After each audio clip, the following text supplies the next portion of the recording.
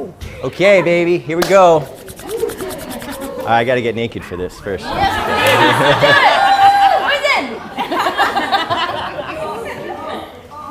Okay, today's topic is Tantra.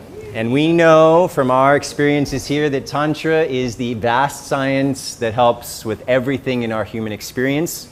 However, our point of focus today is one particular aspect of the human experience that tends to be rather popular, and that is the sexual aspect of our life. So how can Tantra help us to fulfill this part of our being?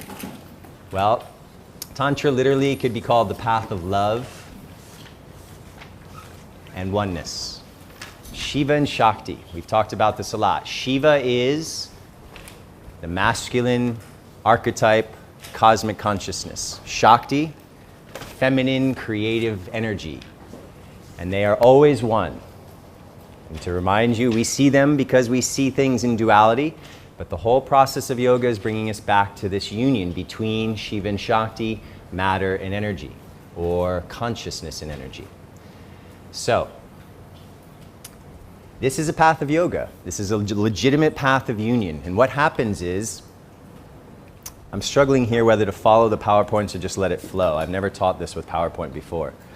Let me just talk for a while and then we'll go back into the PowerPoints, okay?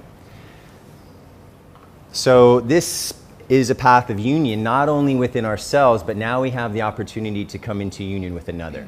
And when we come into union with another, there's that much more energy coming into this experience. So Tantra is really about expanding our perception so that we can perceive more of our infinite being. And this can be done all alone or it can be done in relationship. Tantra is the teaching for the modern age. Okay, the Vedas, the Yoga Sutras, these are older teachings for older humanity, different type of consciousness several thousand years ago. So this is the teaching for the material world, how to use all the tools in this physical reality for our own spiritual awakening. So it's a beautiful gift because most of us are not going to go into the cave and meditate for 30 years, but most of us will be in relationship. So how can relationship help us to fulfill our human potential? This is a beautiful teaching and I'm very fortunate to share it with you, and I've been fortunate enough to have it in my life for the past 10 years. And it's radically transformed the way I view relationships, the way I view love and sex and myself. So this is why I'm very passionate about sharing it with you. I do workshops with this. I've been doing it for a long time. Well, 10 years, that's not so long, but long enough to have had some good experiences and heard and learned a lot from my teachers, the people I studied with, and then the people who are in the classes and workshops that I've given.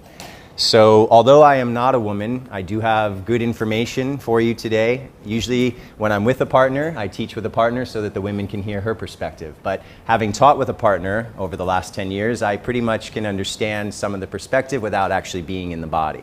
So what you can do is also attend the lectures on Wednesday nights. Nikki gives a lecture on Tantra on Wednesday nights. So we teach essentially very much in parallel with each other.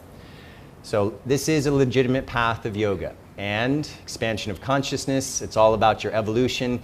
And please remember, yoga is the path of self-mastery. We master the body through asana, we master the breath, and eventually we master the mind. But one important part of our being that is often suppressed, repressed, even have negative emotions about or negative sensations from the culture around us, that somehow sex is not something that we should talk about openly.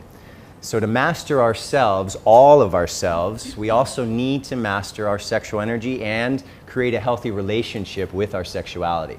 For many people, because of the programs from culture, religion, education, parents, there's often a sense of guilt around sex these days, or even a sense that somehow it's dirty or somehow we should really just keep it off to the side and completely separated from our spiritual path. Tantra says your sexual energy is your spiritual energy, because what is your sexual energy craving for? It's craving for union with another. It's craving for that sense of merging, that deep heart connection. And that sexual energy that's craving for union is the same energy that's craving for union with the divine, for the full awakening. Because when we go into a deep embrace, making love, and you can feel that connection at the level of the heart, And this whole path is about how to go into the heart and how to allow ourselves to feel these connections, not just with a lover, but with everything in the universe around us. So through this path of working with a partner or with ourselves, we learn how to, of course, master this energy. But most importantly, I want you to understand this is really about opening the heart. And in the modern day, so many people have built a wall around their heart, myself included, to protect myself from more trauma. And at the same time, what happens is we prevent things from coming in because we protect ourselves. We prevent the good, beneficial things from entering into our beings because of this wall. So this is a path of coming back to wholeness, and it's a path of coming back into your full power.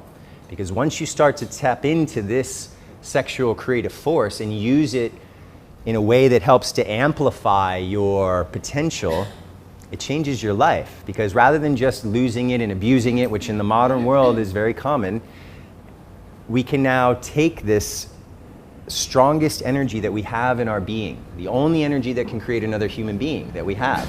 This is a miracle. So we take this and we turn it into the central channel up through the chakras, and we illuminate our chakras. So this is fulfilling your human potential and taking you from physical to spiritual. And in fact, according to yoga and tantra, there is no difference between the physical and the spiritual. They're all one always. So your sexual energy is your spiritual energy. And remember, every single form of energy in the universe has polarity. What does polarity mean? Two opposite charges, a plus charge and a negative charge. And I mentioned this before, but please understand what's happening in every form of energy is that law of attraction between the plus charge and the negative charge. Yin and yang, masculine and feminine, Shiva and Shakti, whatever you want to call it, it's all the same indication of this interplay that goes on from the smallest level of the particle to the biggest cosmic universal level. So this is the dance of attraction between these two polar opposites. And this is about the connection, and it always, always starts here. Okay? A lot of the time, people think, well, if I get the right partner, if I find the right relationship, then I'll be fulfilled. Then I can finally have the happiness that I've been looking for. Tantra says this is a misunderstanding. We need to become whole in ourselves so that then we can go into relationship with another and have two whole beings coming together. There's a beautiful expression or a way that I like to see it. I become one whole being, and I meet another beautiful being, and then we come together and we merge. And if at some point we need to separate, we're still whole beings. We're not relying on somebody else to complete us, per se. So the path of Tantra is really about fulfilling your potential, and you can do that alone or in partnership. So remember, you are the microcosm, the universe is the macrocosm. So what we're doing through this path of Tantra is also lighting up the chakras. When you start to send that sexual energy through the body, it does amazing things when you do this consciously now. So this is also a very powerful way to awaken Kundalini. Now in Tantra we talk a lot about the orgasm, but please understand the orgasm is never the goal. The orgasm is something that is a tool, really. It's a good tool, it's a fun tool, but why is there so much emphasis on orgasm in Tantra? And I did talk about this a little bit during the yamas and niyamas. When we go into a deep state of orgasm, we transcend the ego, we transcend the mind, and we go beyond this sense of duality into this oneness. And we can experience this alone or with a partner. So as we go into this deep state of surrender, and this is really what it's about, surrender, then we open the gates, and this starts to change everything. So we say the whole universe is making love because of that law of attraction between Shiva and Shakti. In Tantra, everything is divine. There's nothing that should not be here. There's nothing that is not divine. Every particle of this universe is a manifestation of God, according to Tantra. So everything is accepted. If everything is divine, even the cow shit on the side of the road in India and the people dying of cancer, everything in this universe is supposed to be exactly as it is. It's just our level of consciousness that has a hard time perceiving the bigger picture and seeing how this all fits together in a beautiful, harmonious, loving way from a creator that is here to lift us back to the source. So there's no right or wrong. There's not saying that this is something you should or should not do. Ultimately, what this path is about communication. And this is a big one because we need to learn to communicate to go deeper into relationship. And for me, this was a huge obstacle for a long time. It's about intimacy, and it's ultimately about the deepest state of love that you can experience. Because when you go into Tantra, you learn to make love for longer. No more 5 minutes, 10 minutes, 15 minutes. You can make love for hours and hours and hours. People say, well, I don't know if I have that much time. Well, the idea is that when you can make love for a half hour and an hour, 2 hours, 3 hours, literally 5 hours, all day long if you have the time, then you can go into a deep state of intimacy. Because if it's over in 10 minutes, how deep did you really get into that connection? But if you can make love for several hours and meditate while you're making love with your partner, you go into so much more depth of connection than you can from just a physical release or a physical pleasure. And that's what it's really about. How deep can you go into the heart? So once we go into our own hearts, this is an opportunity to experience the love of the divine. And when we have love for another human being, true love, this is another opening, another gateway or an opportunity to experience not just human love of attachment and ego, but it's a possibility to open to the divinity, to the love of the divine. So you know when you have been in love with someone, how everything is wonderful, the sun is shining brighter, the colors are brighter, everything smells prettier, everything is just at a different level of frequency vibration because that's coming from within you. So this is what we want to bring ourselves back into the heart so that we can experience this love all the time, not just while we're having sex. So the orgasm is an opening to the highest state of consciousness. Remember I asked Fred, in French they say the little death, which mean in French le petit moi, whatever that sound is. It's the little death of the ego. What is the ego responsible for? Separation. I am me and you are you. That's what the ego says. The ego is not bad. You have to have an ego to survive on this planet. You need to eat, you need to feed yourself and your family, etc. But we need to master the ego. Same as the mind, same as the emotions, the path of self-mastery. So, through the orgasm, literally, you are raising your vibration. Because every time you have a good orgasm, it's bliss, right? It's ecstasy. And anytime your body experiences bliss or ecstasy, your frequency goes higher.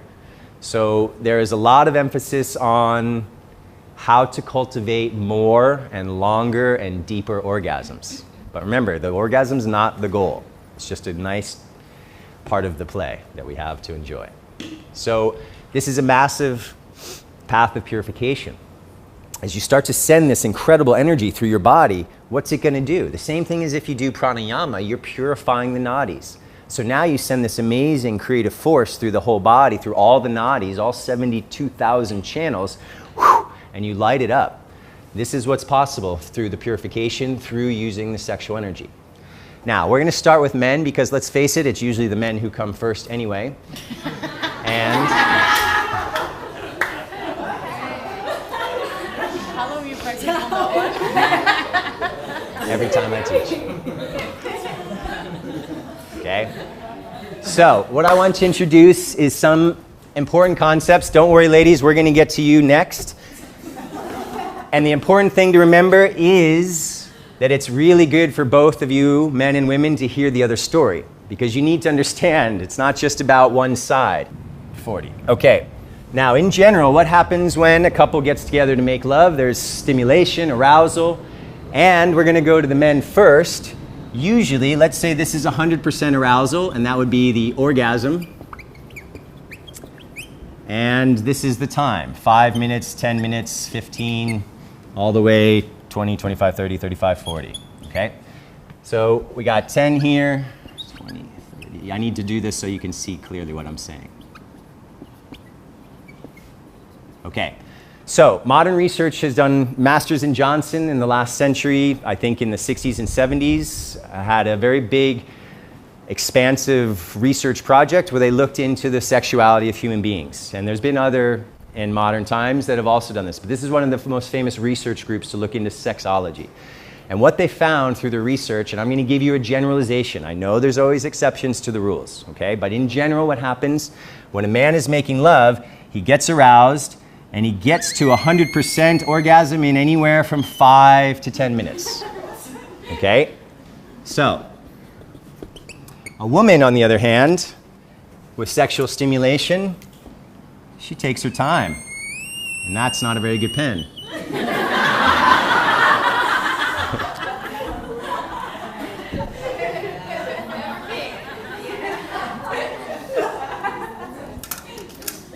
She's already frustrated. Okay. So a woman generally takes a different curve of pleasure. And she usually gets to orgasm, if at all, in anywhere from 30 to 45 minutes. Now, you can see there's a big gap here. And that's what's the cause of a lot of problems in intimate relationships, especially for the woman. The guy's already asleep. He doesn't care. All right? So what are we doing in Tantra is the men now learn that it is possible and beneficial to separate the orgasm from the ejaculation. When a man has an orgasm, what usually happens? He also has an ejaculation where the semen come out and then he depleted. Ejaculation when you lose the semen coming, jizz, sperm, I don't know what else to say. Okay? So, when a man has an ejaculation, he is losing his life force because that is the energy that is used to create another human being. So what Taoism, what Tantra, and other esoteric teachings about sexuality all say the exact same thing. The man needs to save this energy like it's the most important thing in his life because it is. It's his creative force. This is the energy that drives anything a man does, whether it be art, music, business, hobby, sport, it doesn't matter. Whatever we do, we use this creative force, not just to make babies, but that creative force is driving every activity in our life. So imagine if every day, and this is what happens in the modern world, there are men who ejaculate every day, sometimes several times a day, and each time a man ejaculates, the body has to rebuild up the sperm. And it takes energy from all the other parts of the body, draining it, to then send it into reproduction of these sperm cells. So basically, by ejaculating, we are depleting our life force and we are shortening our lifespan as men. The good news is Taoism, I talk about Taoism in conjunction with Tantra because they go very much hand in hand. There's some different practices, but the teachings and the philosophy is very similar. And they both say that by learning to move this energy through the being rather than exploding it out, this is what allows a man to step into his full potential. Because if every day you're pulling a little bit of air out of the tire, every day, eventually that tire is going to get flat and you're going to be totally depleted. So I know from having taught these workshops and worked and studied and been with men over the last 10 years in this path, there are men who can't fall asleep without ejaculating. They have to masturbate before bed or have sex before bed because they're so stressed out from their jobs and they get to home at night and they could either have drinks and they don't want to drink every night, so they figure if they masturbate, that's one easy way to fall asleep. So you can already tell if a man is falling asleep almost immediately after ejaculating, there's something going on there. And Taoist texts talk about the fact that a man in his teens can ejaculate every day. That's fine. A man in his 20s, every other day. A man in his 30s, once a week. A man in his 40s, once a month. And after 40, a man should never ejaculate again unless he wants to create another baby. Because as we get older, it gets harder to replenish this energy. So it's very important for us to conserve this energy. And I will go into my personal experience. I'm going to talk very openly today, very directly, and if I make you uncomfortable, I'm going to keep talking, okay? So just get ready. It's going to get graphic in here, okay? If you need to excuse yourself, that's fine. I won't be insulted. So what the man learns to do is master his own ejaculation. And this is something that's one of the greatest challenges I have ever faced. I've been on this path for 10 years, and I'm at a higher level now, but I can't say I'm 100% master of this body response. So what we do as men, and this is important for you women to understand, because if you want a man to become tantric, and trust me, you do, because then you get to make love for hours, you get to go into the heart, you get to experience a spiritual path together. So if your man is not tantric, please understand that you can help teach him these things, and it's important to understand what the man has to go through. Women are born for Tantra. You Shakti, you're already open and ready to experience the highest state. You don't have to worry about any of this idea of controlling an ejaculation. Just go into the bliss. So you're very blessed in that way. Of course, there are other things that you might have to deal with that doesn't have to do with this, but for the men, this is a great challenge. Now, how does a man get to this point of learning to separate? Well, let's say between 60 and 80% is the safe zone. So 100% is an ejaculation, yeah? What we want to try to do as men, and now here's where it starts to get graphic. We learn to train by ourselves, because if you start trying to do this when you're with a beautiful Shakti and she just makes the right sound or the right move and it's game over, you've already ejaculated. So what we want to learn to do by ourselves through the practice of the art of self-stimulation, which we know is masturbation, we learn our response to sexual arousal. And then I know where 100% is, and I know when I'm getting close, and then I back off. So what we do is we go and we dance in this range from 60 to 80%. And we're stimulating ourselves, and then we cool off. And how do we cool off? We can relax. And what do I do with the energy now that I've got it built up? Yes. Thank you. Okay, I've done my job. Sublimation. Okay, so sublimation is one of the most important parts of this tantric path. Now, when a man's in the 60, 80%, he learns to just stay here. And as this energy builds and builds and builds, suddenly it gets to a place where it's more powerful than if he had ejaculated.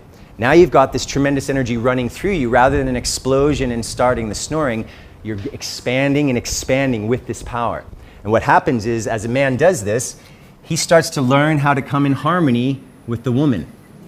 And he can stay longer and longer and longer. And when you're here, you learn how to sublime the energy, to stay away from what we call at about 95 to 99%. This is called the PNR, the point of no return. When a man gets to this level, it doesn't matter if the world implodes and an earthquake swallows you whole, you're still going to ejaculate. And a man knows this. When that twitch happens, you know what's coming. Literally, okay? So what you need to do is learn how to stay and dance in this zone. And then you relax, you sublime the energy, and you get more energy. Then you build back up. You build energy, then you relax a little, do the sublimation, you build more energy. And now you have more energy and more pleasure than you ever had from this very powerful yet short explosive orgasm that creates an ejaculation. Guys, let's be honest. How long does our orgasm last? So short. 10 seconds, 30 seconds, if a minute, then you're already, your head is spinning, okay? So, women, on the other hand, can have orgasms. Some women can have orgasms that last a long time. Through this practice, men, this is the good news, you can start to have multiple orgasms that last for minutes, a half hour, an hour. Your body is just totally electric. Everything is on fire, we could say, and charged. And you are having waves of ecstasy like a female orgasm, where it's like riding the crest, then a little bit of a descent, then back up. And this takes us into harmony with the feminine. So this is a very important part to remember for men, is how to do this. The training for men, besides the masturbation, is exactly what you yogis are doing. This is why I'm very happy to teach to yogis, because I don't have to go into the fundamentals. You do bandhas. Bandhas are the key for men, especially Mula Bandha. Because when a man learns to master these muscles of Mula Bandha, he can actually stop the ejaculation from happening. I contract, I know I'm getting close, I'm getting near that point of no return. Time to cool it down and shift the energy up. So what you already have is the skill set necessary to become tantric men, because you are yogis. George. When you do Mula Bandha, do you take that moment to rest? Or? Yes. So through the course of experiments, you find out what works for you, right? So actually, tantric men and women are encouraged to masturbate daily to keep that energy cultivated, to keep the fire burning, and to use the sublimation, not just for pleasure, but for expanding your consciousness. Send that sexual energy into your third eye, and you can manifest whatever it is you visualize. That's part of something we're going to get to later called sex magic. So, by learning to dance here, this will allow you to make love for as long as you want. And trust me, you're not missing anything, because this explosion lasts for 10 seconds. These orgasms last for as long as you feel like you have time that day. You just keep going into the deeper and deeper state of union with your partner or by yourself, and deeper states of ecstasy and love, okay? So this is what I want you to understand. Men, you have training to do, and it takes time, and you will fail many times going to that point of no return, because we are wired to go for pleasure. And we've created a habit already that says, yeah, I know it's at the point of no return, and I know that it feels good. Now you're telling me I need to wait a couple weeks or months or longer until I have my next full body orgasm. Okay, I'll try it tomorrow, right? Now is the moment. I'm going, I'm feeling good. All right, I know I'm going to feel better if I finish, but all I can do, guys, same as when I try to teach anything about yoga, is plant these seeds and tell you that it's infinitely superior to have full body orgasms that last for a half hour than it is to have a 10-second ejaculation. I think the words just say it clearly enough, but the problem for most men is that they don't have the discipline. They don't have the mental control, because once you get into the pleasure, it's very easy to lose control and just don't care anymore. So this is a path for men that is really taking you to another level of self-mastery, because it's a tremendous challenge. So we want to do the sublimation, men, before we either play with self-stimulation, let's try to say it nicely, during the self-stimulation and after. So if you are all fired up, you saw a beautiful woman, and then you go say, okay, I'm going to think about that for a moment, and you already have this energy built up, it's very easy. It's like it's already a balloon that's full, and then you start stimulating more, it's going to explode. So before you sit down, lay down, whatever you're going to do, start doing your sublimation practice. Do a little bit of Uddiyana Bandha, Mula Bandha, Jalandhara Bandha, headstand, shoulder stand, whatever works for you. Okay?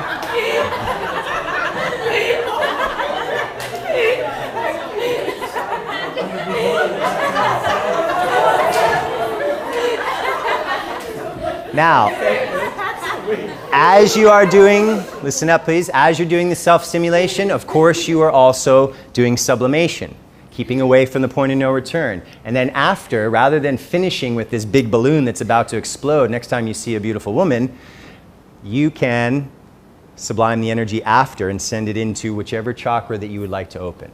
The important thing to remember also is that Tantra is not just for couples that are men and women. It's for everybody. Any type of sexual preference, everybody has a masculine and a feminine energy, everybody has Shiva and Shakti, everybody can experience Tantra. It's not exclusive in any way, it's totally all-inclusive. So this is another good teaching for seeing the equality among everybody. Now, I'll share a little story with you about sublimation. I had a partner, and Alethea knows her well, Ray, and I met Ray. She came to my class when I was teaching over on the other school, and I fell in love with her on first sight. And I went and adjusted her 4 times in the first class. And there was 100 students in the class, and all I did was walk to her every asana. After class, she asked if it was okay if she gave me her number. I said, yeah, I think that's okay. So I came to visit her here. We dated for a while, and the first time we're going to make love, we go into the bedroom, and everything is already very passionate, and all the foreplay is happening, and I say, hang on, and I go, and I do a headstand for a few minutes. It's true. This is a true story, I promise you. Then I come back, and we make love for half hour, an hour, and I say, hang on, I go do another headstand. I come back, we keep making love. Now, I didn't know what she was thinking until literally about a year later when we started teaching Tantra together. And we're in a group like this, and she starts telling the story, and she says, yeah, everything's amazing, and we're having a beautiful time, and then he goes and does a headstand.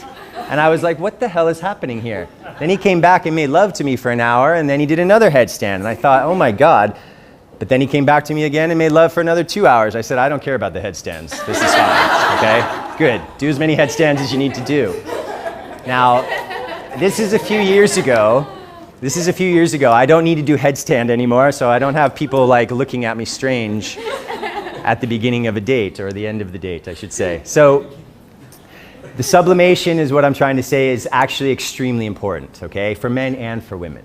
Now, Mula Bandha, breath. The other thing is breath. So this is the same for men and women. Mula Bandha is extremely important for men and women. Let's go back to Mula Bandha for a second. I've talked about the yogic perspective. Let's talk about the sexual perspective. When a man gets good with Mula Bandha, he can start to control stronger erections that last longer. He can prevent premature ejaculation. He can help to prevent prostate cancer. He can help to control the orgasmic response, and he can help to make the orgasms last for longer and longer. And I'll get to the benefits of Mula Bandha for the women when we talk about them. Now, the other thing is breath, okay? We have to breathe, and usually most men, when they get excited, and women, and that fast breath makes us lose control of the energy. Everything gets fired up and it's boiling point, and it's very easy to go over the edge and explode. So men, when we're making love, we need to learn to breathe consciously. Long, slow, deep breathing gives us great control over the energy, okay? So this is an important part to remember, is the breath as well. And there's one other technique that men can do besides sublimation. Sublimation is up, up, up, constantly up. Taoist practices are more grounded, more about the earth and connecting to the vitality of Mother Earth. Taoist practices do what's called the microcosmic orbit, where they send the energy up the spine, and then it goes over the top of the head, down through the front channel. So there's a channel in the back through the spine, what we know as Sushumna Nadi, and then there's a channel that runs down the front, and it becomes one long orbit, or we could say, it's not a circle, but it's got that long circle. And this is a way that feeds the entire body. It doesn't necessarily open the third eye, but it brings great health at the physical level, because you're feeding all the organs, you're feeding all the systems with this sexual energy. So there's a little bit of differences, and I do all of this that I can just to experiment with it, because we know how important the experiments are to teach us what works for us. And the other one is spinal breathing, where you inhale up and exhale down. We do this with me in class sometimes. So just learning to master the movement of energy with your breath is a very powerful tool for tapping into deeper levels of Tantra. Now this also has to do with your lifestyle. We're all yogis here, and that makes it a lot easier for us to go into these practices. If you are, or anybody is, leading a lifestyle that's not very healthy, and they're putting toxins in their body, they're putting toxins into their nadis, their energy channels. So there's no way for a guy or a woman who drinks a lot of alcohol, eats a lot of meat, smokes a lot of cigarettes to try to think that they're going to learn to be able to master this energy. Because if you're constantly putting blockages into the nadis, it's very difficult and impossible to learn to master the energetic flow. So lifestyle is a big role in those who want to be tantric, if they'd like to go into the deeper tantra. As I mentioned, the sense of purification that happens with this energy. Now, we talked about solo practice, and for men, the 3 P's, practice, patience, and perseverance. Never give up, okay? This is also going to make a big difference in your health, okay? It's not only about spiritual evolution. This has got all the levels, the practical level of the health. If you're constantly depleting yourself, you are weakening your immune system. So by keeping this energy in, you get that much more powerful, that much more resistant to illness and disease.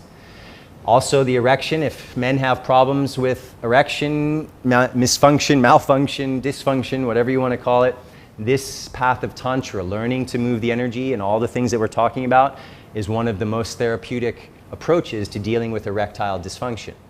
As I said, it also works with the prostate, and literally learning how to maintain this energy rather than lose it increases your longevity. And this is a radical transformation that also amplifies your ability to be creative. So if you want to step into your full power, men, this is necessary. There's no way around this one. And this is the one in the yamas and niyamas, when you get to brahmacharya and people say abstinence, meaning no more sex. A lot of men and women say, okay, I can do all the yoga except for that one. Now you don't have to give up sex. You just have to learn how to control the energy in a healthy way.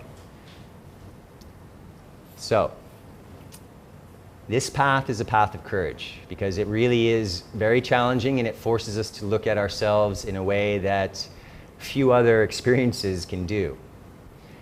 Another thing that helps for men to do the sublimation, when you're getting close to the point of no return,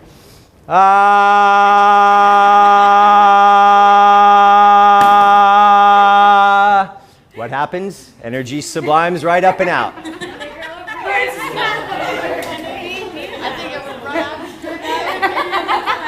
Now, think about this, how loud that was. I was getting complaints from the neighbors. We had to close all the windows and turn on the air conditioning and turn the music way up, because we were going to get kicked out of the neighborhood. It's important to make sound, though. Okay? Sound is expressing emotion. Have you ever made love to someone who's silent? And you're like, am I doing this right? What's going on? I don't even know if they're enjoying. The expression is enticing, it's intoxicating, it's alluring, it turns you on when you hear your partner expressing their pleasure. And women, it also is exciting for you to hear the man's pleasure, yes? Right, so if the guy's silent, it's not that much of a turn on in both directions. So sound is a very important way to increase the energy and for men to sublime. Now, I learned that trick, and literally it's saved me many times. When I get to 99%, and my partner knows, it's, of course, the first few times it's like a little jarring, but once she understands what's happening, then she does it too. And we go into this energy sublimation together. And this is now, maybe some of these things sound weird. I want you to keep that open mind and understand that everything I'm doing here is with an intention and an awareness that it has a benefit and an effect. So when we do this together, we step into, it's like we're singing together, we're expressing, we're releasing. It's almost animalistic and primal, where you just let that sound come from the base of the spine and ah! And this helps a lot to move the energy. Breath we know, and movement. Now, this is easy for men. A lot of the men, depending on the position that we're making love in, there's a lot of movement. If a woman is on the bottom, it could be possible for her to be very passive. So for both men and women, sound, breath, and movement are key factors for amplifying your orgasmic potential. And we'll talk about the women in a moment. So, communication. This is a big one, and a lot of men struggle with this, as I said, myself included. I wasn't very open about my emotions, my feelings, being honest about what I wanted or desired. And so I didn't necessarily feel like our connection was as deep as it could be when I was younger. When I learned these teachings and started applying them into my relationships, I could see that if I was more open with my communication, then there was more trust, there was more authenticity. And literally, there's great power in being vulnerable. And I'll talk about this in a bit. But the other thing that's important to remember at this point is that this is a path of honoring the woman as the goddess. Okay? Tantra says that everything in this universe is God and divine, meaning you are and I am. So if I'm looking at my partner and I see the goddess, how am I going to treat her? I'm going to worship her, I'm going to honor her, guide her, protect her, and I'm going to do everything I can to make sure that she has what she needs. So this is a different approach than the ego approach to a relationship. What am I getting out of this relationship? What is she or he going to do for me? And if they don't do what I want, if he leaves the toilet seat up or the dishes in the sink, I pull back. Or if she does whatever she does that upsets me and I pull back. That's not really staying open in unconditional love. So this is a path that's more than just the sexual understanding. This is about deeper relationships. And the good news is, if you do these practices and learn to sublime the energy, learn to stay away from the point of no return, you become a superior lover. And guys, every ego and every male would love to be the best lover that their woman has ever had. That's just the way it is. In fact, a lot of women probably feel that way too. They want to be the best lover that their partner has ever had. So this is a path to that level of mastery, and this is the path to fulfill your potential. Okay? Step into your full power, men, but it is a training that takes a few years. But you are all young men, we are all healthy. Do this for the next 2 years, and the next 30, 40, 50 years, wow. It just keeps getting better and better and better, I promise you. All right, on to the ladies. Okay? Now, women, the first step to becoming a tantric woman is to learn your body. And in the modern day, because of suppression and repression, a lot of women don't actually know their bodies very well or intimately. And this is preventing women from stepping into their full power to experience their full femininity. Okay, Tantra doesn't give a shit about political correctness.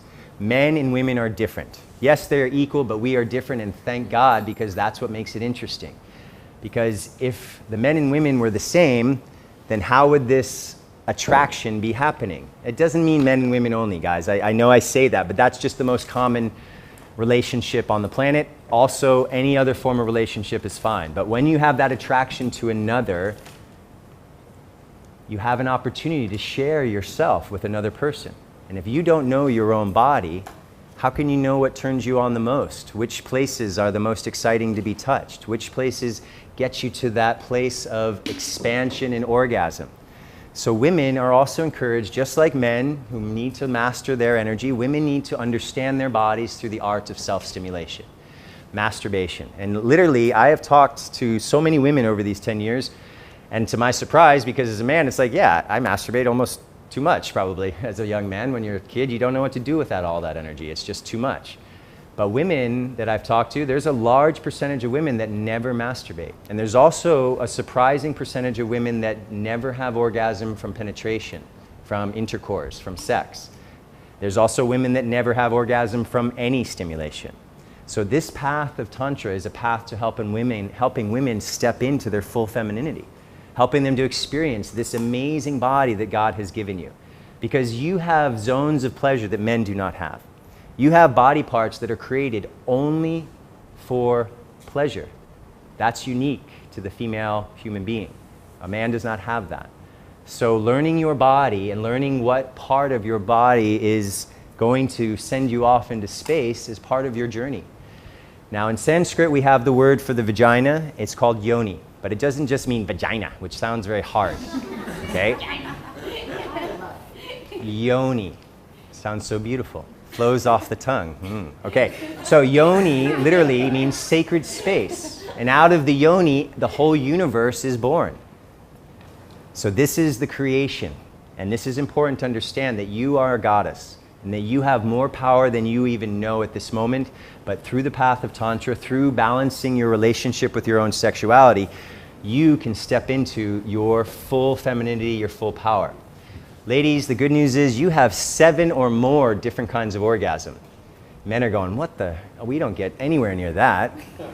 And some women are saying, really? I don't know about that. Well, let's go through them. Okay, the first one, some women, the lucky ones from the ones who have told me about it, so that they can reach orgasm through stimulation of the nipples.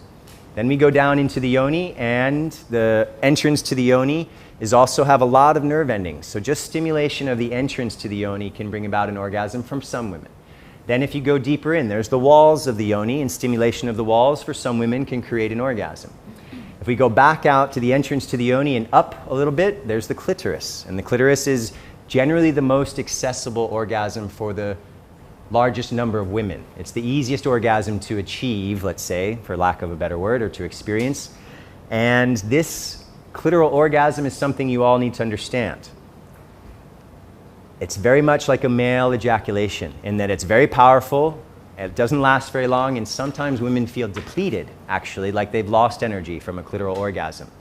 So Tantra doesn't say stop having clitoral orgasms, it says have more, but learn how to sublime the energy and have an implosive orgasm of the energy rising rather than an explosive energy or orgasm losing the energy. So you just learn to move this energy up. Now a lot of women, I don't know about a lot, I know women who have talked to me who use a vibrator. You know, they got the batteries, they zzz, get the vibration going, and they put that on the clitoris and they have an orgasm that way. This is actually something that is not helpful for your sexual life, because if you use the vibrator too often, it's actually going to desensitize your clitoris to the regular touch of a human being. And if you use it too often, you get dependent on that high level of vibration, and then you can't have an orgasm through normal stimulation. So take the batteries out and put them in your camera and put the vibrator away. Now, the other orgasms that can be had would be for those that like to go a little bit into the exploration of other parts of the body, the anal orgasm is also very powerful for some women. Then you have the combination of different of these mixed together, blended orgasms. So women, you are born for Tantra, literally, and you have the opportunity to go into states of ecstasy and pleasure that men may never actually experience through sex. So this is your gift as a woman. You have the power to be incredibly sexual beings. But we have to let go of the connotation that sex is somehow dirty or promiscuous. Guys, how did you get into this planet, into this body? Your parents had sex. If it wasn't for them having sex, you wouldn't be here. So there must be something okay with this process. Now, why did nature give this to women? I guess God's a woman, okay? Now, another thing that can happen is the G-spot orgasm. And I'm gonna give you graphic pictures in a very short moment. But when you go to the G-spot, that's entering into the yoni, and let's say this is a woman right here. Her head's there, her legs are open here, and here's her yoni. If you go into the yoni and you do this come here motion towards the belly, you can start to stimulate the G-spot. And men, if you don't know this, you better learn, okay? Trust me. Women, if you don't know this, you better learn. This is your body. If you don't know where your G-spot is or your clitoris is, then it's like not knowing where your elbow is, all right? This is part of your body. You need to figure this out. It's very important. So when the G-spot is stimulated, it opens up a possibility for a woman to have an ejaculation orgasm where a liquid comes out.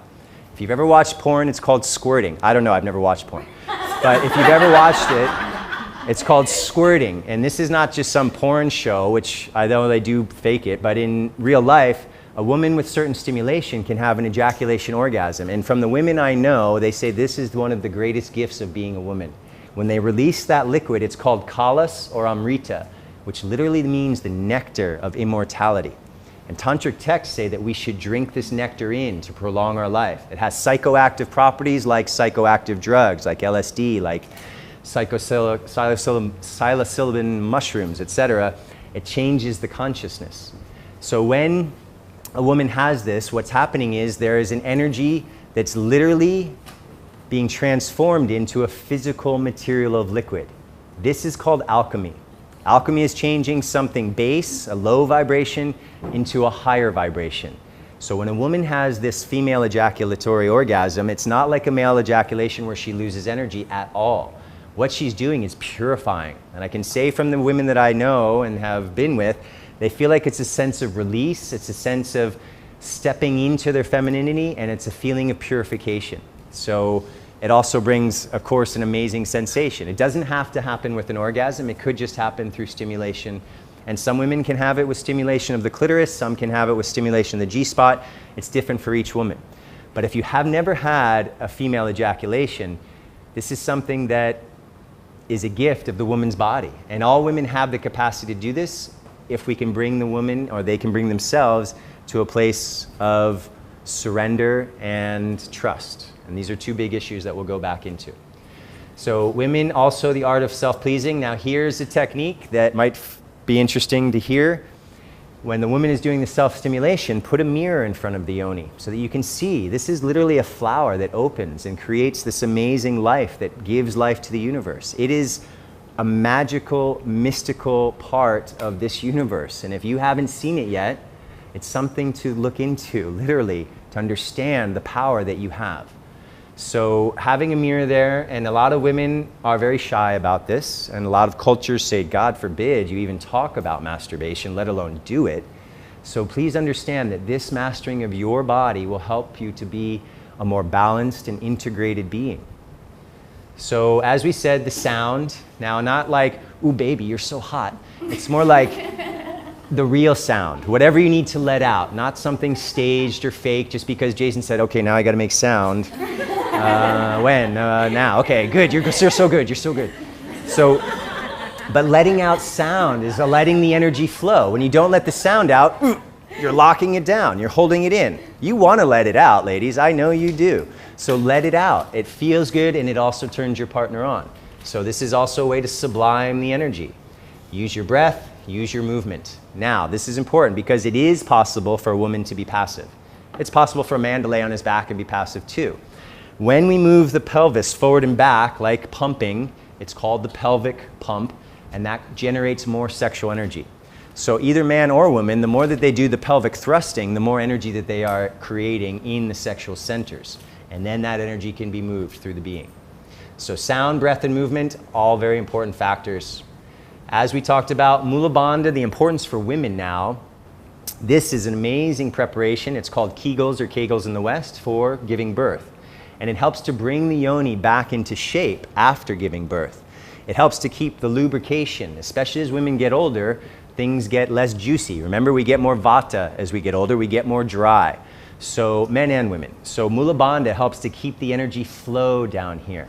It helps dealing with problems with the menstrual cycle. It helps dealing with problems of not having orgasm. It helps with so many things that go beyond just the sexual response and even the yogic response. So men and women every day, Mula Bandha is one of the key, what did I call it? The master key. This is the key. If you can master Mula Bandha, it will change your body, your energy, your emotions, and your mind. As I said, as we pump this massive amount of powerful energy through the being, it is healing. Everything is energy, including emotions. And we all have difficult times in our lives where we store negative emotions, even at the cellular level. So we have them in our being, and they're trapped in there. By sending this energy through, you can purify, raise your vibration, and release these energetic blockages. Now, one way to do this is what's called yoni massage. There are professionals that what happens is the woman, either with a man or a woman who's doing the massage, just allows herself to receive, and the masseuse makes sure, if it's done properly, to touch every part of the yoni. Because every part of the yoni, just like the hands and just like the feet and just like the ears, have reflexology points that affect the other organs in the body.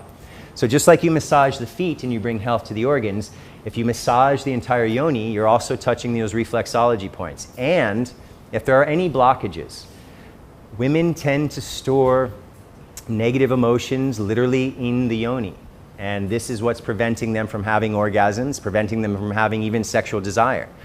So by doing yoni massage, you're touching every part of the yoni and you can release blockages that have been stored in that part of the body. So it's a very powerful practice. You just need to find someone that you trust that knows what they're doing. If you want more information, ladies, talk to me later. Now, the other thing is what's called yoni eggs. Okay, so yoni eggs are made of different stones. And these stones, every stone or crystal has a specific energy, yes?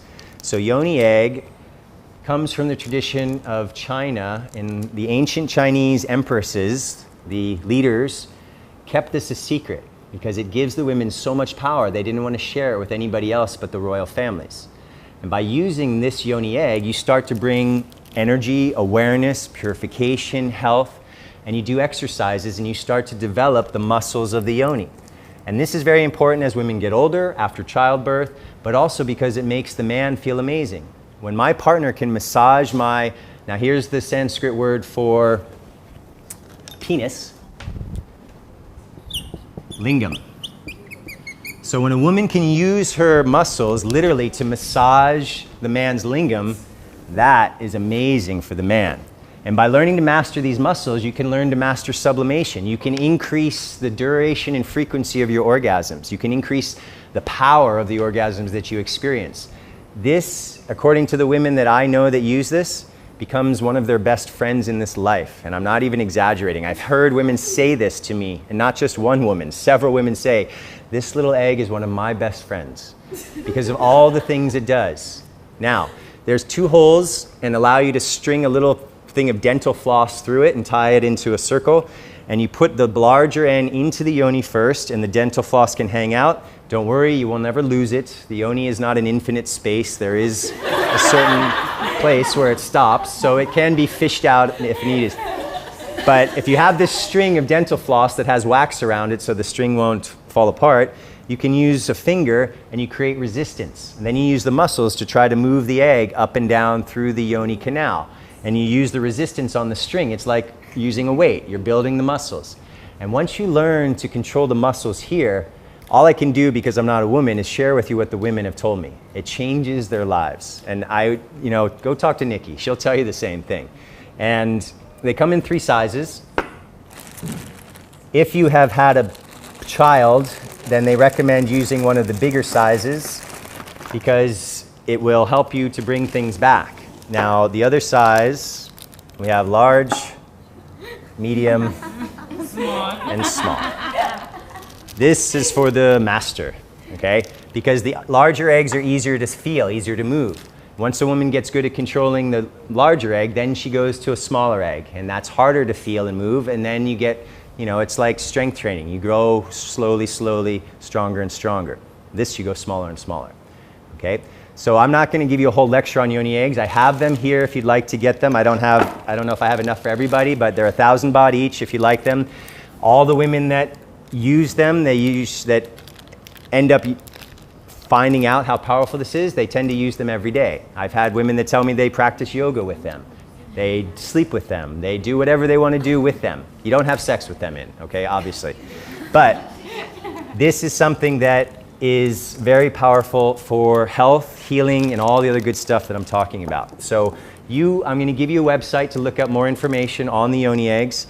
And of course, if you have personal questions, you can always come and ask me anytime. I know that sometimes questions about this type of topic aren't so comfortable in front of a group. So this is why I offer myself as assistance at any time that you need to talk to somebody. If you want to see the eggs and talk and buy one, just come see me after class, okay? I'll have these tomorrow morning at breakfast, because after this class you have Costa. So we get eggs for breakfast. Okay? Now, I saw a hand from Shannon go up. I have a question in regards to, I know that there's the little silver balls that you can buy that you can use inside the vagina. Yeah. And you can massage those. Are those the same, or is that any different? Different. Those are called Benoit balls, and actually they clink against each other and create a vibration. And so it's the similar idea, but a different tool. Now the thing about these is that they're not metal, they're made of, and traditionally they're made of what's called jade stone. And jade is a purification, it withdraws negative energy. So any negative energy that might be in the body gets pulled out into the stone, and then the stone is purified. You can put it in the moonlight, the full moon, you can put it buried in the earth, you can put it in some water with salt in it, you can let it sit in the sun, and this purifies the energy of the stone.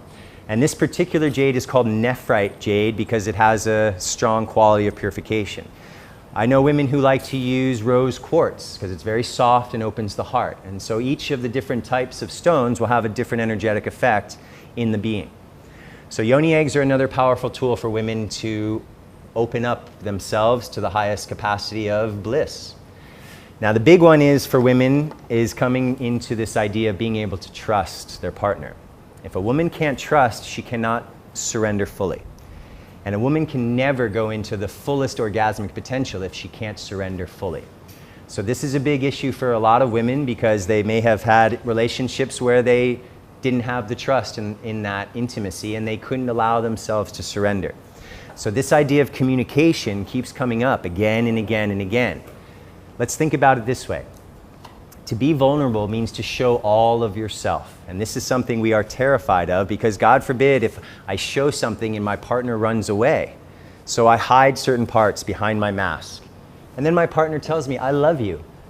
Can I really believe it?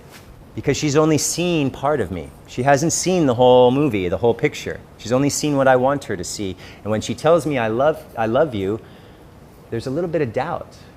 Would you love the shit if I showed it to you? And so this creates a certain distance between you and your partner. So being very vulnerable is one of the keys to going deeper into a loving relationship and being authentic and sharing the beauty as well as the challenges. Because this is a path of a spiritual union now. This isn't just about having great orgasms. This is about how do we evolve and go to God together. So trust is a major issue, surrender, communication. And this also, same story, can help you become the superior lover. Okay, now let's talk about tantric relationships. Good. So in a tantric relationship, it takes two to tango. If just one wants to be tantric and the other doesn't, it's not going to happen for the one who wants it. You won't be able to go into all these things I'm talking about if it's you trying to do this alone. So this creates also another sometimes questioning of our choices of partners. Because if we're choosing a partner that doesn't want to go in the same direction that we want to go in, especially with something this important in an intimate relationship, we need to evaluate if this is the right partner. So what we do is we become whole individuals through this path. As I mentioned, two whole individuals come together, and if they separate for anywhere from an hour to a day to the rest of their lives, they're still whole. And okay, communication, trust, surrender. I think I'm trying to get this point across. But we need to have connection in a tantric relationship.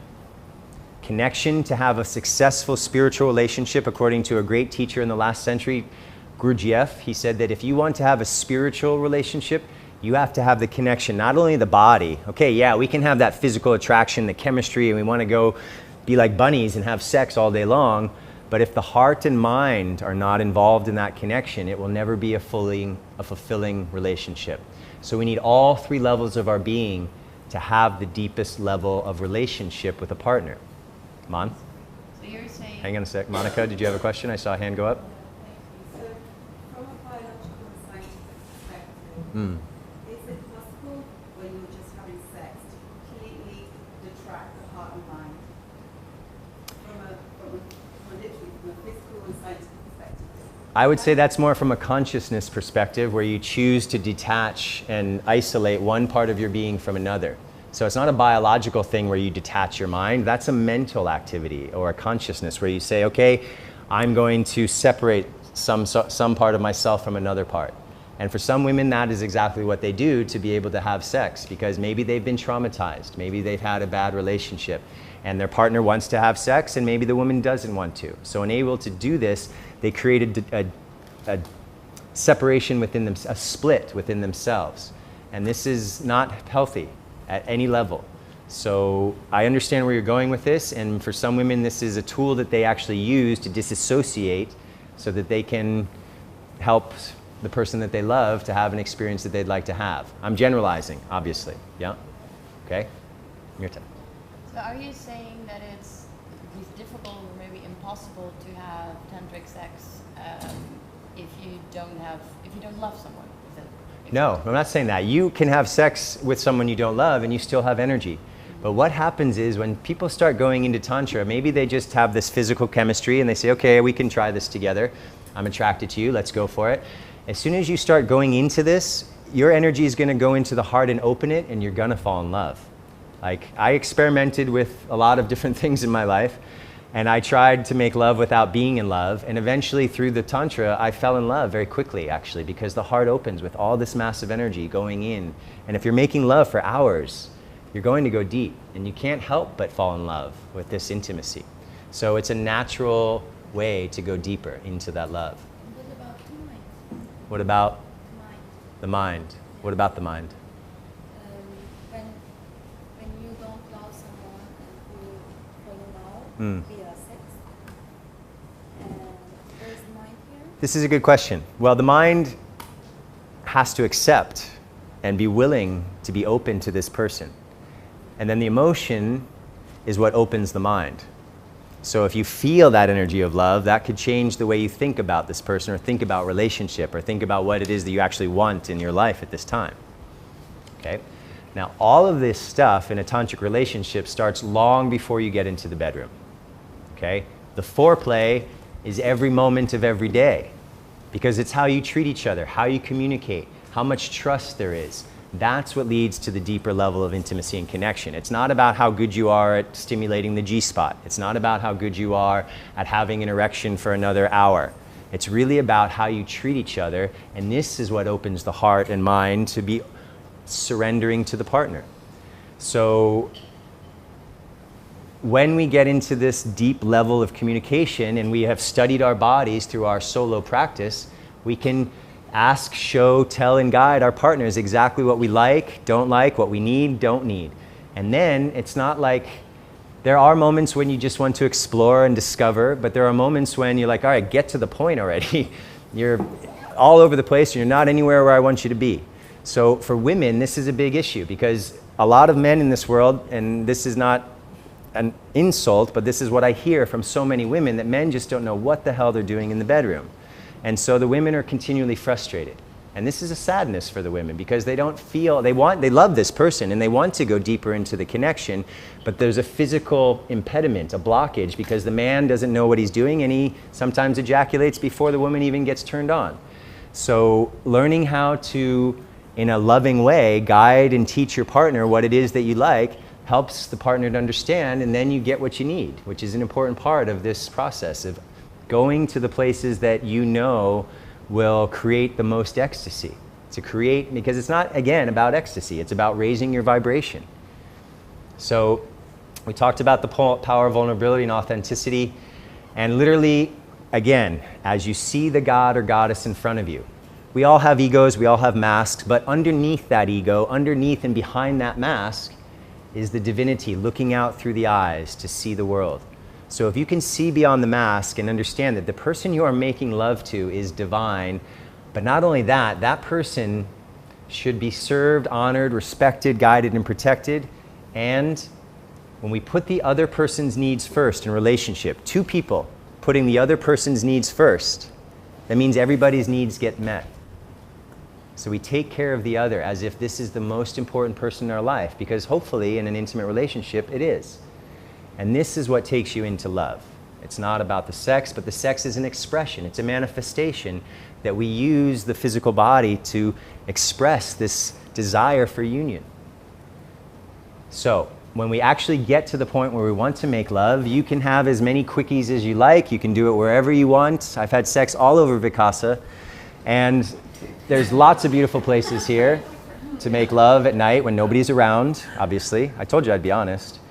And what Tantra says is keep that fire burning, but also take times once a week, once a month, where you set aside an hour, 2 hours, a whole day to create a beautiful ritual and a ceremony. And in that time, you approach this as something sacred. Every act of making love is sacred because it's the union of God and Goddess. But when you make a ritual and ceremony, it brings the vibration even higher because you create a sacred space with certain lighting, candles, certain scents that are uplifting, certain sounds like music that opens the heart rather than, you know, gangster rap in the bedroom, which I don't think would ever really work anyway. But the understanding that you create an environment for a sacred experience, okay? And as you do this, you set the intention. Remember, in yoga, we are doing everything consciously. Everything. You're brushing your teeth consciously. You're doing your asana consciously. You're doing your pranayama. You're doing your work. You're doing your relationship consciously. So you set your intention as you go into this experience. And I and my partners, in the past, I don't have multiple now, in the past, we pray together. We invite the divine into the bedroom because guess what? She's already there. She's everywhere. So by inviting the divine in consciously, you make this more of an awareness of how sacred this union is. So we can pray before, during, and after making love. We can also do meditation before, during, and after making love. And one of the best meditations to do, what would you guess? And a couple. What? What'd you say? Exactly what I wanted to hear. Eye gazing. Imagine starting to make love where the first thing you do is look into the soul of your partner. Will that change the experience than if you just want to get an orgasm and go to sleep? This is a very different paradigm from which to approach your sexual relationships. So meditation before, during, and after. And it's the orgasms that can help us to go into deeper states of meditation. Again, this idea of sublimation, men and women. George, you with us? Or are you sleeping? Sublimation before, during, and after, men and women. So if my partner and I are having a ceremony, we can do eye gazing, and guess what? Eye gazing sublimes the energy beautifully. But also we can breathe together. We can do a meditation together. We can do headstand together, shoulder stand together, whatever works for you. The important thing is you slow down, okay? The faster you go, the less conscious you become. Everything's a rush. This is the modern McDonald's sex. Everything's over in 10 minutes before it even really got started. Slowing down is a huge part of starting to build the energy slowly, get the boiling point, rising higher and higher. And foreplay becomes very much an important part of the practice because we want to awaken all the senses, the sense of touch, the sense of smell, the sight. And it's a dance. It's an erotic play where you're enticing each other. And you can take turns where one person is receiving one day and doesn't have to do anything but enjoy. Then the other day, the other person gets to receive and be worshipped. And this way, you're taking care of each other and you give honor and this sense of respect to each other through the process, through the ceremony. And for men, the first 1 to 15 minutes of penetration where there's actually the lingam entering into the yoni, because suddenly there's a tremendous amount of Shakti energy coming into the male's body and it can be overwhelming and cause the man to go right to ejaculation. This is why so many men struggle with premature ejaculation, because they haven't done Mula Bandha. They haven't learned sublimation. They haven't learned to move the energy. So if we know these things, by slowing down in the first minute, the first 15 minutes, then the man gets adapted to this more and more intense energy. And by going slow, you can stop, you can breathe, you can make sound, whatever it is that you need to do, but gently and slowly build like a slow crescendo, not whoosh, right up. If you want to have a quickie and go right up, that's fine. But in this ritual, we take our time. So for men, the first 1 to 15 minutes is the hardest to control the ejaculation. After about 10 to 15 minutes of making love, in my own experience, then it's so much easier to control everything and you can start to get more playful, more passionate, more fiery.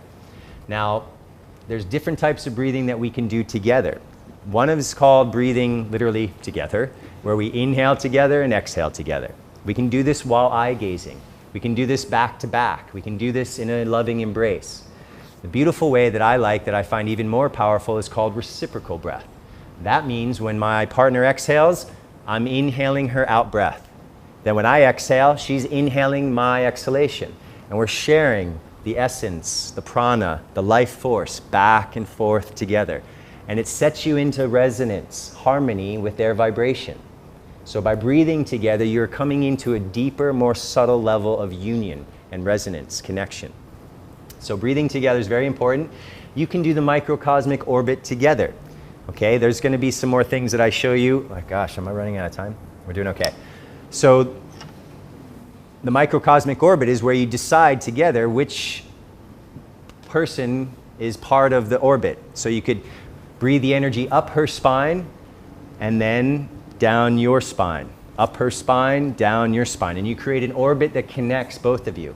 And there's many different ways to do the orbits. You can do, I'm not going to go into it, but you understand the idea. If you want more info, you can research. Eye gazing, remember the idea about eye gazing from yesterday with transfiguration. Transfiguration means seeing beyond the mask and seeing the divine in the other. And if you can do this, then you're making love to God. You're making love to a goddess. And remember that your partner is one of the most powerful mirrors in your life. You spend a lot of time with this person, and so they are always reflecting back to you something about yourself. And sometimes it's very hard to deal with that constant reflection, because it's easier to escape our nonsense than to face it sometimes. So this path of relationship is actually one of the most powerful modern approaches to spiritual evolution, by understanding that your mirror is teaching you constantly about who you are, about how you relate to another, about your love and your connection. So the orgasm can lead to meditation. When making love, it's not like I can make love for 5 hours straight. I'm not Superman. What we do is we have yang and yin, where you make love for a while and then you rest. And you make love again and you rest. And you make love again and you rest throughout as long as you like. So what we do is we build the energy, build the energy, build the energy, and then it's very powerful for the man to stay inside the woman, and they just relax, completely surrendered, and let that energy now do the sublimation automatically. It just starts flowing up because it's so powerful. It wants to transcend and move up. So this idea of rest is part of the game. You dance and then you chill, and then you dance and you chill, and you keep building these waves of pleasure going higher and higher. And I can tell you from my own experience, I've done meditation for years, and it's very challenging, but when I am having a good session of lovemaking for a long time and that energy's flowing, and then we stop and just rest, I go into meditation so easily. I don't have to think about anything or do mental concentration. That energy is taking me to another space. So the idea of making love, even if it's not orgasmic love, but making love for a longer time, can actually help you go into states of meditation that you may not have ever experienced from a seated meditation, because it's so powerful, this energy, to help change your consciousness. Is it in the end, then, according to Tantra, let's say the plan that not after 5 minutes, but after, I don't know, 30 or 40 minutes or whatever, or when you build up, get to that ejaculation? No. So men should stop ejaculating altogether unless they're going to make a baby. That's the teaching. Sorry, guys. It's okay. It's not a loss. Once you get to this next stage, it's not a loss. It's a feeling of stepping in. When I finish making love, I don't want to take a nap. I'm ready to go swim and jump and dance, because now I have so much energy running through me. Rather than being depleted, I feel like I have gotten an infusion of tremendous power. So it's very different for men, but it takes time, and that's the hard part, is that jump from no more ejaculation to the jump where you get to the full body orgasm. That space in between is what makes most men quit Tantra, because they don't have the patience or the determination or the discipline. So the best times to make love for men, when's the best time for a man to make love? Morning. Exactly. When's the best time for a woman to make love? Yeah, that's a problem. So women, if you want to have your man at his most powerful peak, get ready to make love in the morning. Okay, because that's when he's at his strongest, literally. He wakes up, many men wake up with an erection ready to go. So jump on it. The other time is in the evening for men, especially if they've had a hard day. They've had stress, they've been working, they've had a lot of things going on in their mind. This stress at the mental level is what causes problems for men with their erections. So women, this is, you know, men have to deal with controlling their ejaculation. Women, you have to deal with men's rhythms sometimes. You'd like to make love at night, but he's exhausted. So go to bed early, get up early, and make yourself a little bit of a morning ritual, okay? Of course, you can make love at night, and the energy is very different. It's actually much more feminine, receptive, and easier to surrender in the evening than it is during the blazing heat of the sun-shining day. Times to not make love, especially for men, do not make love after a heavy meal. You know the date, you go out for dinner, you have a bottle of wine, and then you go home and make love. You got all this food and alcohol in your belly, and then you can't control anything. Okay, maybe the alcohol makes you numb and you can last a little longer, but essentially that alcohol is going to numb everything and it will change how you approach sex. So it's very important for men not to make love right after eating. If you have a belly full of food, you'll never do sublimation. It just won't happen. Another time for men that's difficult to control the ejaculation is during the full moon. The full moon energy is the most feminine, the most yin, which means we have the least control of our emotions and mind. That's why the craziness happens on full moon, and the emergency rooms are the most busy during the full moons because all the accidents that happen. So for men, that yin energy, that feminine energy, that energy of surrender can be too strong. So if you're a beginner on Tantra, they say try not to make love to a woman on the full moon because it's that much harder to control. Now, I was mentioning before, if you're interested in manifesting things in your life at the physical reality, you can do this with sex magic. You build the energy, you send it into the third eye, and you visualize what you want to manifest. So it's not just the power of the mind, it's also your creative force going into the visualization. And you can do this with a partner, okay? You have the same intention, and when she reaches orgasm, you are visualizing the same thing. It's a very different experience sexually, but it's a powerful way. It's magic. It's a powerful way to manifest something in your life. So you have this intention before the ritual starts that when the orgasm happens for either you or her, or at the same time, hopefully, then you can visualize whatever it is that you want to manifest. You could even speak the words out loud, the power of sound of the voice, and you send that energy into the visualization. That's a very short, superficial introduction to sex magic. It's a much vaster topic than that, but I'm running out of time. So as we're making love to another human being, we are merging with that being, meaning our energy, our aura, our soul is coming into contact with their energy, their aura, and their soul. So choose wisely who you decide to merge with, because whatever it is that you're doing, there will be karmic consequences. And if you are mixing with an energy that you don't feel is totally balanced, you may feel some of that imbalance come into your being. So there's a lot of New Age Tantra, New Age Tantra, that says, go make love to as many people as you can, and then you'll get to experience a lot of different energies, and that will fulfill different parts of your being, because you can't get all the fulfillment from one person. And some people find that this works for them. Okay, remember, in Tantra, nothing is judged, nothing is wrong. It's whoever needs to do whatever they need to do, go for it. But the idea is that the more partners you have, the more energy you're bringing in from those partners, and everybody has imbalances. So the more imbalances you're bringing in, but you're also at the same time bringing in beautiful aspects too. So there's a bit of a balance here. So different teachers in the modern world have different approaches to teaching Tantra, is what I want you to understand. Not everybody's going to say what I am saying here. I come from a very much of a Tantric, chakra, sublimation, spiritual path. But there are many teachers out there who are just focusing on good sex, and that's fine. If that's what you need, then all the more power to you. As I said, purification, transformation of consciousness. This is yoga. Now, one of the greatest lessons that we can get from the Tantric practice is what is the true nature of love. We say I love you, we use the word unconditional love so easily, and as I already mentioned, if our partner does something we don't like, we pull back. And maybe we even create a distance, or sometimes people withhold sex from the other. There's all kinds of games we play in relationships, yes? Well, the idea is to understand the true nature of love is unconditional. And that word gets thrown around a lot also. Doesn't matter what you say, doesn't matter what you think, believe, or do, I love you the same.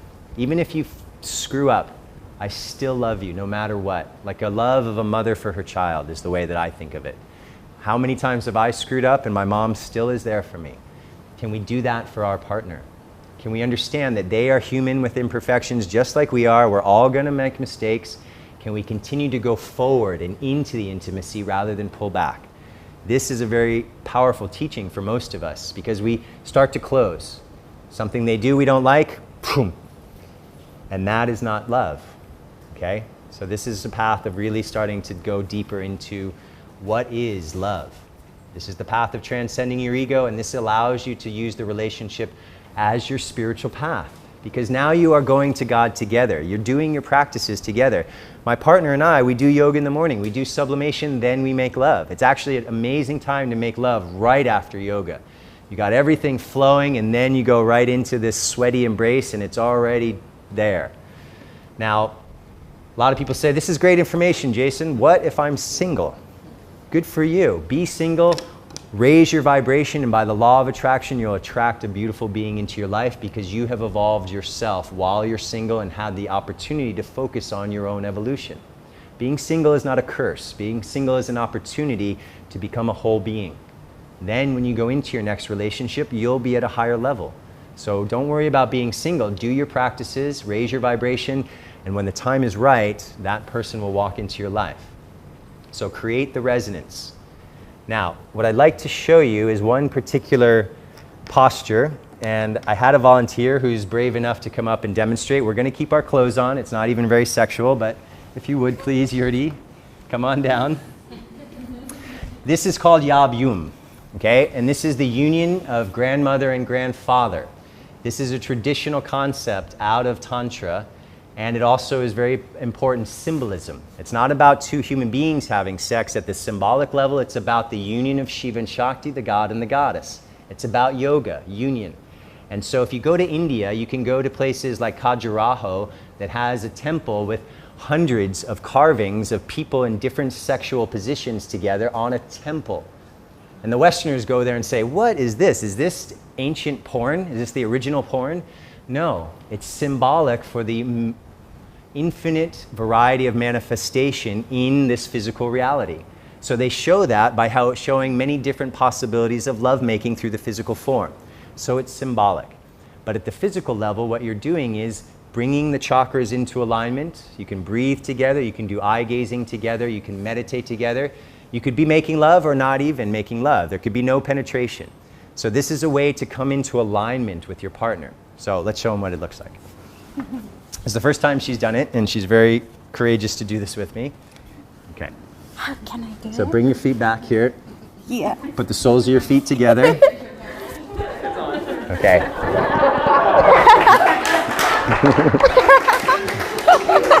Good. Now, when we have the soles of our feet together, we connect an energy circuit. Yes, her feet are together back here, soles of the feet. Yeah. When I place my hand on her sacrum, the sacrum is one of the sexual centers. So I can place my other hand on the back of her heart, and she can do the same on my back. Low back. Gotta find the way to do it. Okay. We can help each other sublime the energy, moving the energy up with our hands. We can look into each other's eyes and do eye gazing. We can do the reciprocal breath. When I exhale, she inhales. When she exhales, I inhale. And we breathe together. Our chakras are in alignment. This way we're connecting at the subtle level. We can meditate, we can breathe, we can make love, or we can just be in a state of happiness together. Okay? So this is called Yab Yum. And why do we do this? Because when the spine is vertical, this is how we'd move the sublimation of energy. When you're laying down on your back, it's very hard to sublime the energy as efficiently. And of course, all the chakras...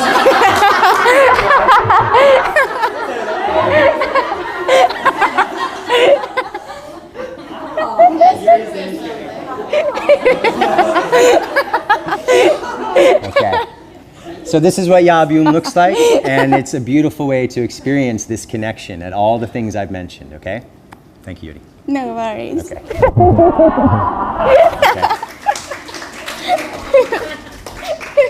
Okay. So let's show you what it looks like from some of the symbolism. Actually, before I get there, I'm going to go through some other slides. I have a feeling I'm going to go a little long today, if that's okay with you guys, maybe a few extra minutes. Now, when you go out into the world and decide that you want to study more, you're going to start doing research. I have a slide here that gives you teachers that I find to be respectable and of a high quality, and it gives you some books. So if you want more information, there's a few books that I have found to be tremendously beneficial. So I'll give you that. Everybody's going to get this PowerPoint slides, so don't worry about wording it down. As you go out there and look for teachers and workshops, be prepared and do your research, because you can get to a workshop and everybody's clothes are off and they could be doing massage on each other, they could be having group sex. This is part of the New Age Tantric world. If you want that, go for it. If you don't want it, make sure you understand what's going to happen in that workshop, or you could end up in a place where you're not ready to be, and that's fine. Why do people do this? Well, one of the understandings or theories behind why people would want to go to a workshop like this is to let down their boundaries and their belief that somehow sex should be hidden. Let's just bring it out in the open and everybody can see, and there's nothing dirty, there's nothing wrong, everybody's enjoying, and it's a beautiful experience.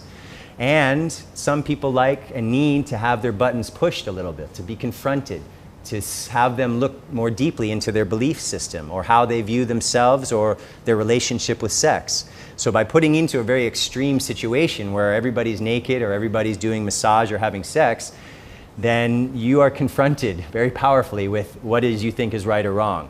All right, so this is some of the theory and philosophy behind why they do what they do. Another idea that comes up a lot is open relationships. Some people believe that this works for them, others do not. Again, we are not here to judge anybody's sexual path. We are here to explore ourselves, find our love, and let that love radiate into the world. Whatever anybody wants to do, as long as they're not harming anyone else, that's fine, according to Tantra. So there's a lot of different approaches to Tantra, as I mentioned the Neo-Tantra thing as well. So we talked about love of unconditional. This is the summary. Expansion of consciousness. This is what all of this path is about. It's not about the orgasm, but that's probably one of the, let's call it the icing on the cake.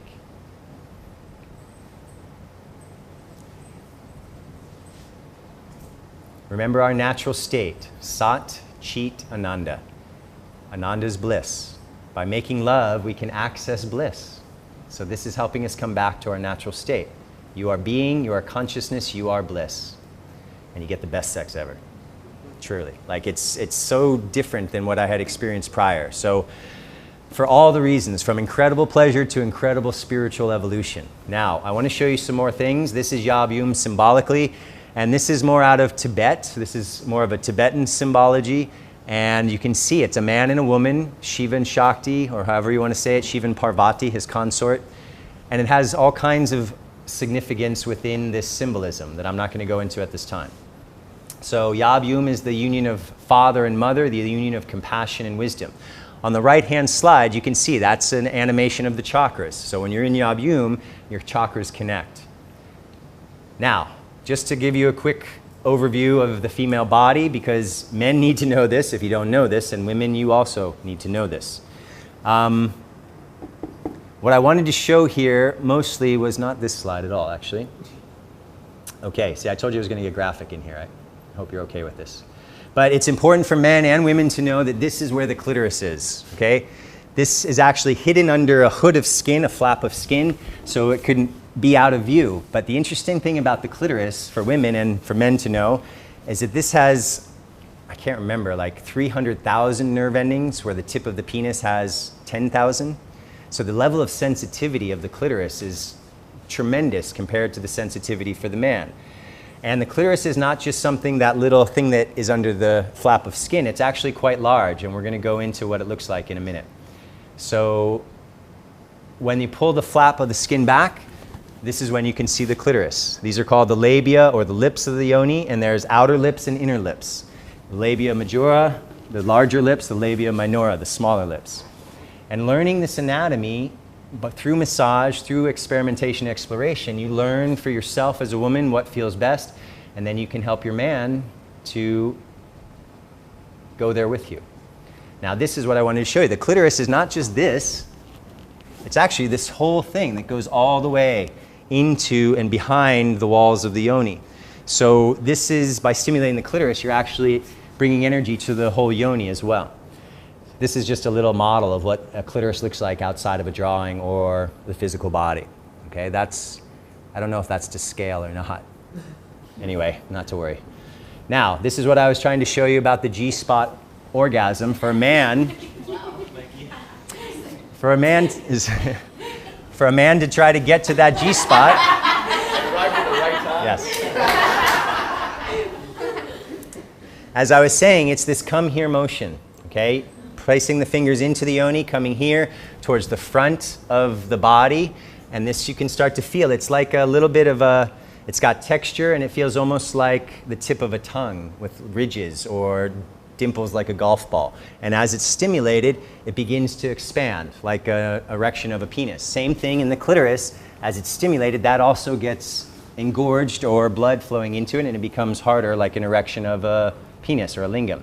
So that's just another understanding of what it could look like. Lots of understandings here of what it could look like. I guess I got kind of excited about this one. Oh, there's another one.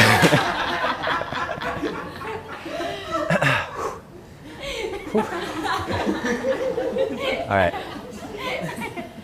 Now, in order to stimulate that G-spot as a woman alone, it can be hard. That's a tough angle, all right? You need to do some more of those Costa shoulder stretches to get in there. So ladies, you should all be thanking Costa, actually, because he's the only one who teaches this. So because of the angle, there are toys that are built for G-spot stimulation that have a curve in them. So you can hold it, stimulate your own G-spot. And why do we want to do that? Because remember the power of the female ejaculation, the amritas or kalas. And as I said, that female ejaculation is called the nectar of immortality.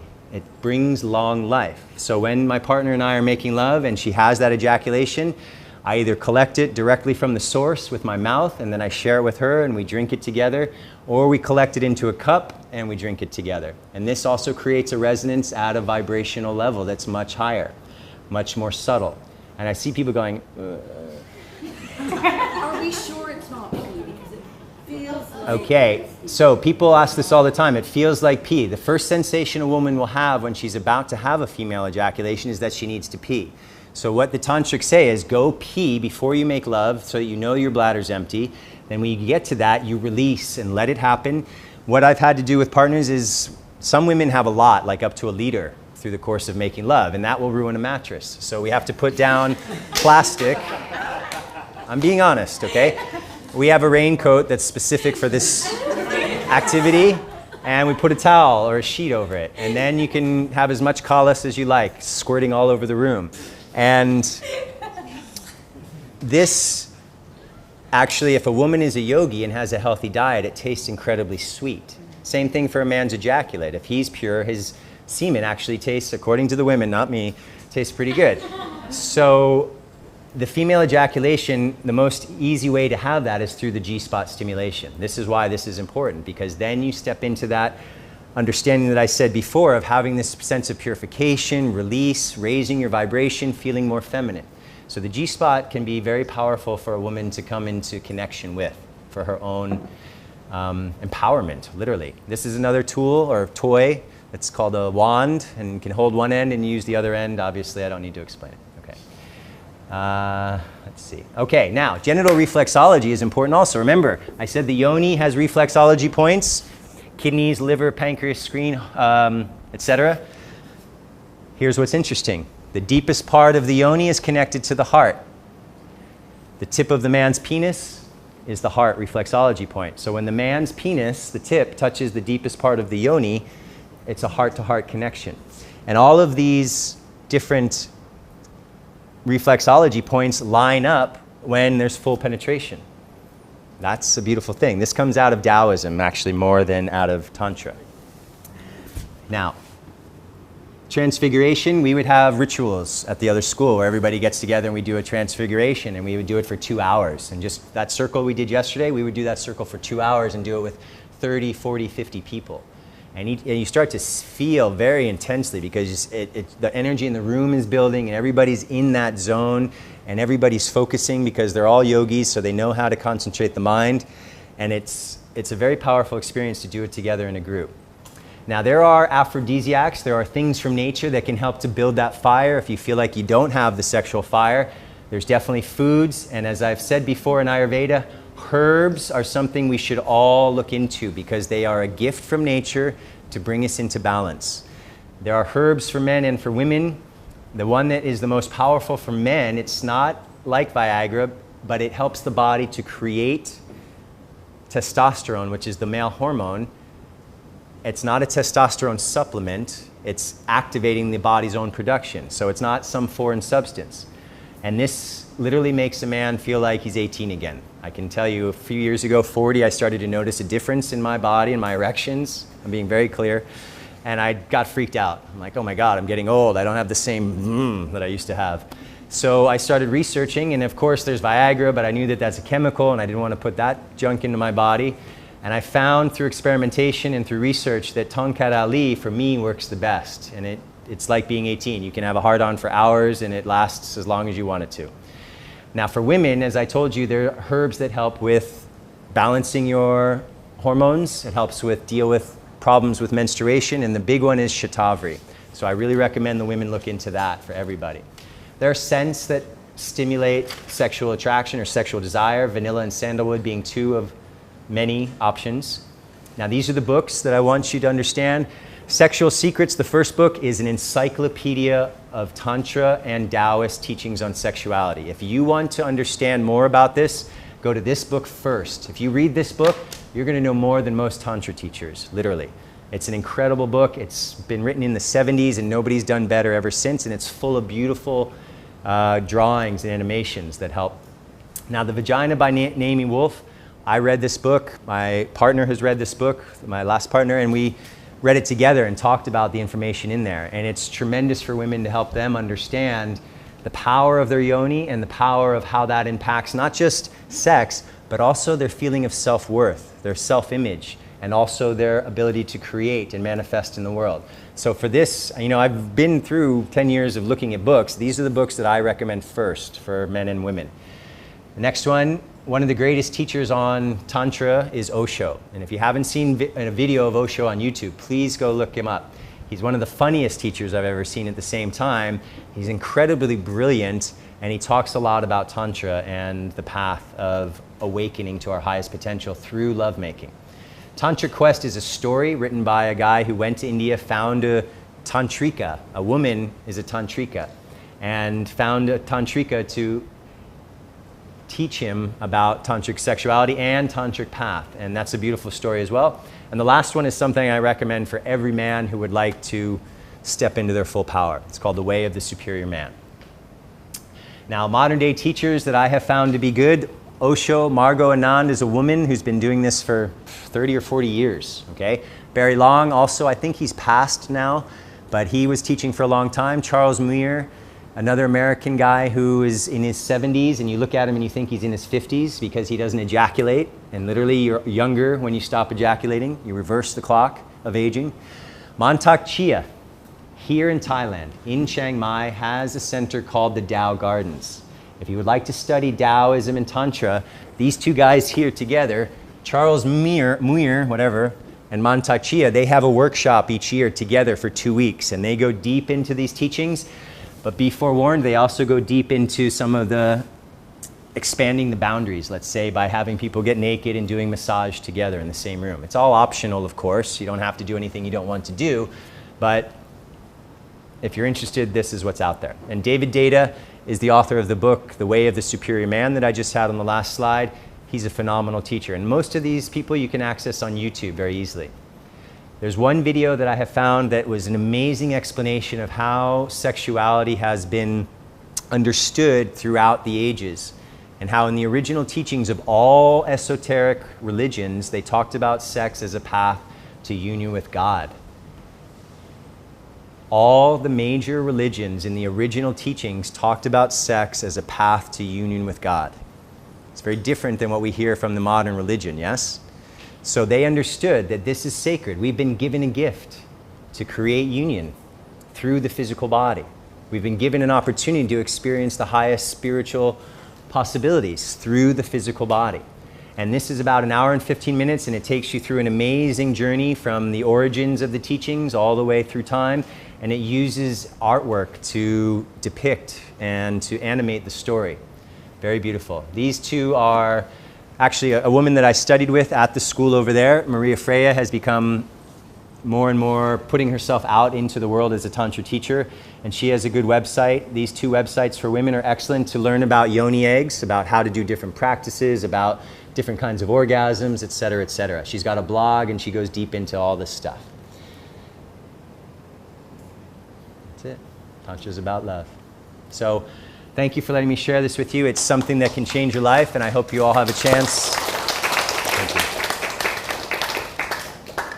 This is the best homework you'll ever get from a teacher, okay? So do your homework. Maybe you didn't scrape your tongue, but this other homework you might be more inclined to do.